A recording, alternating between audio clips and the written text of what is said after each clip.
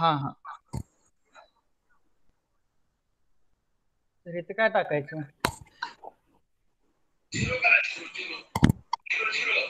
एक मिनिट हा.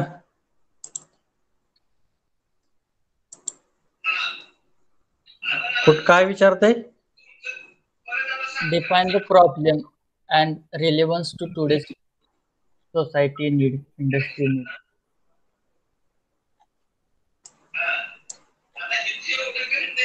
एक मिनिट मी पण ओपन करतो. हा तुमचा काय सब्जेक्ट काय? आमचं सोलार एनर्जीवर आहे. Solar energy.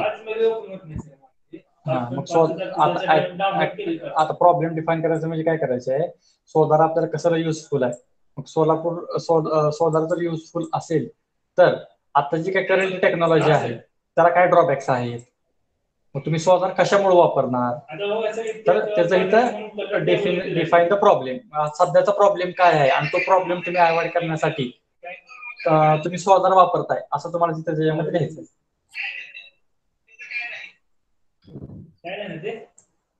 सोलारवरच आहे ना तुमचं ते सोलर. मग ते सोलार तुम्ही कसं तुम्हाला कसं युजफुल आहे त्याच्या ह्याच्या फॉर्म मध्ये लिहायचं. प्रॉब्लेम डिफाईन करायचा. आणि सोल्युशन, पर्पज सोल्युशन. हा सोल्युशन मग आता फॉर एक्झाम्पल जे आपलं हे असतं सोलारचं तुम्हाला जर बघायचं म्हणलं तर आता सोलारचे सो मेनी ऍप्लिकेशन आहेत. म्हणजे आता सोलार पंप असेल फॉर एक्झाम्पल. आता सोलार पंपला कसं काय वेळेस एक्झाम्पल लाईट गेली मग आपण ते पंप आपण चालू करू शकत नाही. त्या ठिकाणी जर तुमच्याकडे सोलारचं जर कन्सेप्ट असेल तर सोलारवर तुम्ही तो पंप काय करू शकता, बॅटरी हे करून तुम्ही तो स्टोअर करू शकता. त्याचं ते सोल्युशन जे प्रॉब्लेम येणार आहे ना तुम्ही त्या प्रॉब्लेमला तुम्ही सोलारचं सोल्युशन देताय असं सांगायचं तुमच्या प्रोजेक्टच्या रिलेटेड. कुठला पण प्रॉब्लेम तुम्ही डिफाईन करायचा आणि त्या प्रॉब्लेमला तुम्ही सोलारचं सोल्युशन दिलं असं सांगायचं. आणि खाली डिस्क्रिप्शन ऑफ प्रोडक्ट प्रोसेस. मग तुम्ही याच्यामध्ये काय एखादं नवीन मशीन तयार करणार आहे का, किंवा दुसरा तुमचा काय कन्सेप्ट आहे का, किंवा एखादं प्रोडक्टच तुम्ही सोलारचं तयार करणार आहे का असं काय वेगळं, तर त्या प्रोडक्टचे डिस्क्रिप्शन द्यायचं. फॉर एक्झाम्पल तुम्ही सोलार पंप तयार करणार असाल तर त्याचं डिस्क्रिप्शन टाकायचं. तुमचा सोलार पंप काय आहे, तुम्ही तो कशामुळे वापरणार आहे, त्याचे ऍडव्हान्टेजेस काय आहे असं टाकायचं.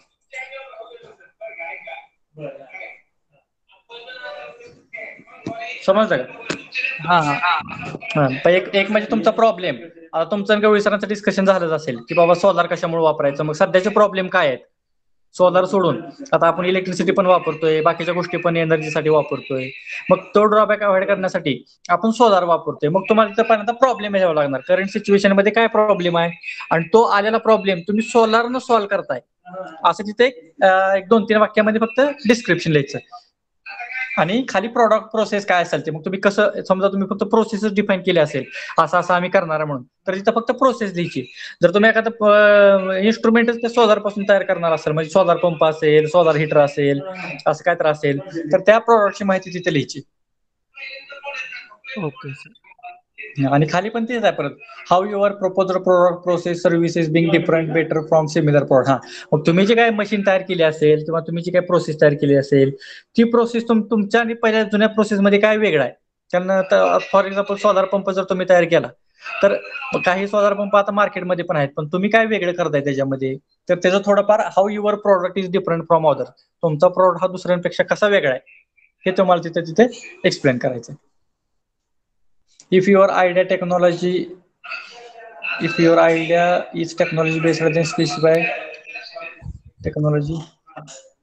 इथे काय असेच माहिती तर टेक्नॉलॉजी बेस्ड. जर तुम्ही खरंच काय तसं त्याच्यातून टेक्नॉलॉजी तयार करणार असाल, म्हणजे फॉर एक्झाम्पल मास प्रोडक्शन तुम्हाला करायचं असेल, तुमचा युनिकच प्रोडक्ट असेल, वेगळाच काय तर असेल, तर त्याचं डिस्क्रिप्शन तुम्ही इथे लिहू शकता. नसेल तर मग काय नाही लिहिलं तरी चालेल. खालच्या काय परत features of idea mention the approach to convert the idea. मग ह्या खालच्या गोष्टी काय कॉमन आहेत. Applicability of solution 10 marks.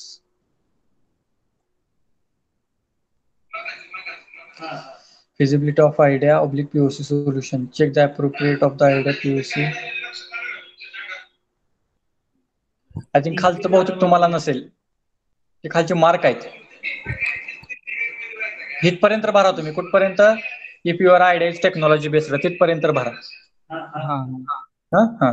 एक प्रॉब्लेम घ्या कुठला पण आणि त्या प्रॉब्लेमला सोल्युशन देत जावं. मग असे सोलारचे भरपूर प्रॉब्लेम आहेत. मग तुम्ही कुठला घेतला त्याच्यानुसार भरा. बाकीची वर्षी तर माहिती काय कॉमन आहे. Team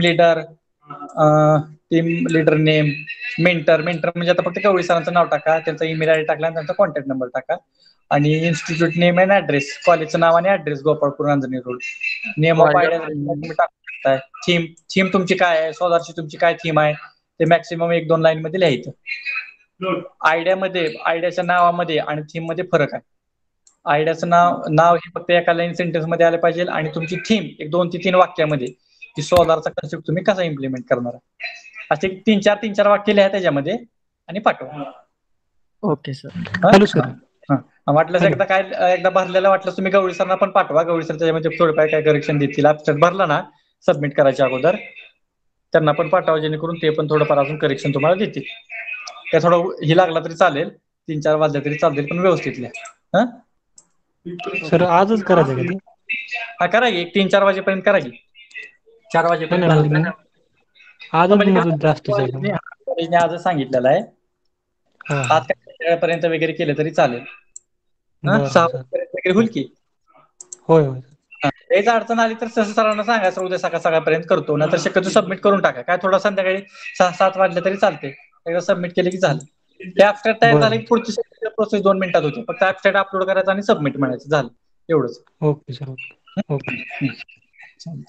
thank you sir.